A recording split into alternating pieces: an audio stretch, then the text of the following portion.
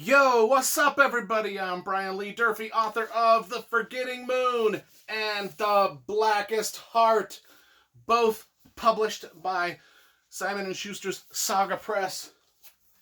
Today, we're going to be reviewing Babylon's Ashes by James S.A. Corey. This is book number 6 in the Expanse series. The great science fiction series, The Expanse.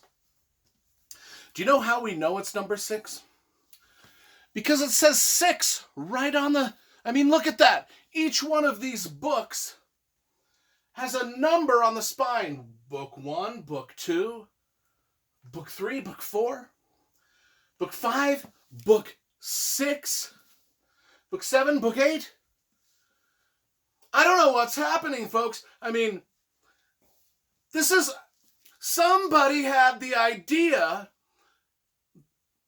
at the publishing. Somebody came up with the idea. Hey, let's do the readers a favor and actually put the number of the book on the spine, so people will know what number it is.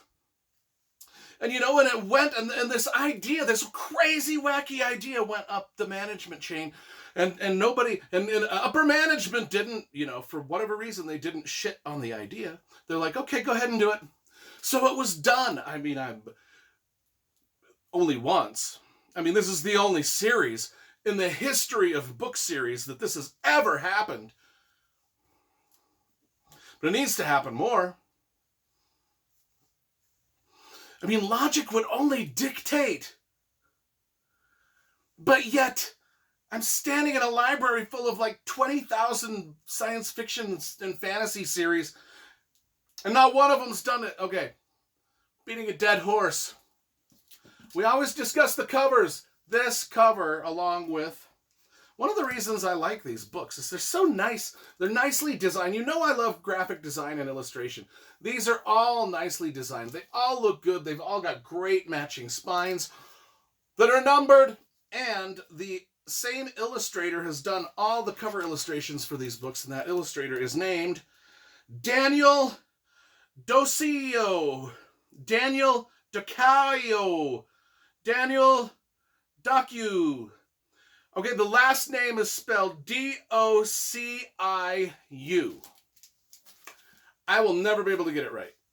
But man, the dude or gal, whoever it is, they knock it out of the park. And Orbit Books has done a great job with these, with just the design of these things. Especially my favorite part, the number 6, right there on the spine.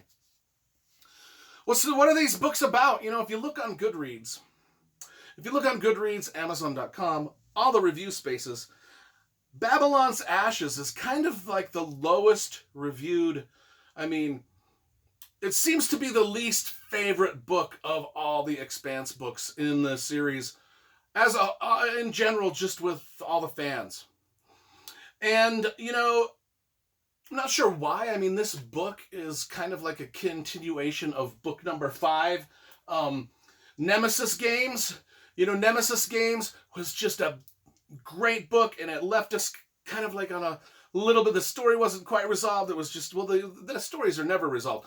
But, it's kind of a cliffhangery ending, and then we pick up right where we left off in Babylon's Gate. Now, in those reviews that I've been kind of looking at, people are like, it starts out slow. We get introduced to a lot of different characters that we aren't used to following, and I can see the merit in some of what they're saying.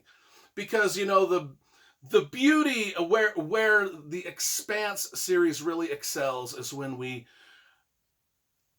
are being told the story through the eyes of the crew of the Riconante, or the Risonante. I don't know how you say it. I even watched the series on TV, and I know the name of that spaceship is mentioned on the series over and over and over. And every time I do one of these book reviews, I'm just like, I still don't know. Is it the Risonante, the Riconante? In the comments below, let me know. So in the beginning of this book, we get introduced. The story is getting told to us through the eyes of a lot of people that we have not, characters we haven't dealt with a whole lot before. And when the story really starts to sing and make And when we really start to enjoy it is when it's Holden, Captain Holden, or Naomi, or Amos, or Alex, or any of the people that were, Robbie. Fred Johnson is another one of the great characters. What's the book about, though? Okay, I'm just gonna read the inside copy because I just reread this. I can't really get too much into the plot without giving away spoilers for book 1, 2, 3, 4, and 5, which I've already reviewed on the channel. You can go check out those reviews elsewhere on the channel. Just type in the name of the book and my name, and it'll come up. And then we will. So we just read this one. Now I will be rereading books 7 and 8. Because book 9 is coming out this fall, and I want to be ready for that. So I'll just read the jacket copy because it's spoiler free, just so you will know what's going on in this book. Fires in the dark, a revolution brewing for generations has begun in fire, and it will end in blood. The Free Navy, a violent group of belters in black market military ships, has crippled the Earth and begun a campaign of piracy and violence among the outer planets. Oh, we love piracy and violence and the outer planets. The colony ships heading for the thousands of new worlds on the far side of the alien ring gates are easy prey, and no single navy remains strong enough to protect them. So, in the previous books, we've got these gates that are sort of portals to other star systems and stuff.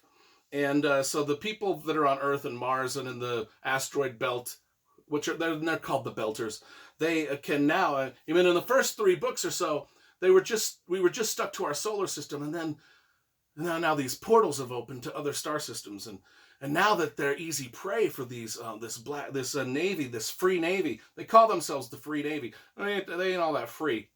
They're pirates. I guess pirates are free. I guess the very nature of a pirate is you're free doing your own thing. James Holden and his crew know the strengths and weaknesses of this new force better than anyone.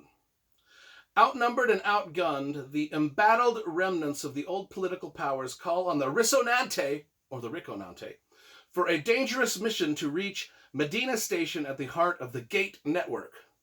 But the new alliances are as flawed as the old, and the struggle for power has only just begun. As the chaos grows and alien mystery deepens, pirate fleets, mutiny, and betrayal may be the least of the Riconante, or the Risonante's, problems.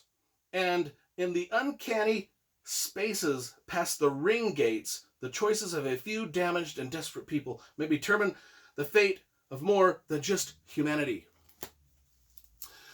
This is one of the best science fiction series to come out in the last 10 years. I mean, if not the best. I mean, I love a lot of the old-timey classic science fiction, like Dune, like Robert Heinlein and Isaac Asimov and all that stuff that's come before. But this is space opera for the modern reader, and they're popular. I mean, people love them, But like I said, this is one of the 8 books that are out. I think book 6 is sort of the one that people kind of they rated it lower. I don't think that it warrants being rated lower. I enjoyed it from start to finish. The 2 times that I've read it.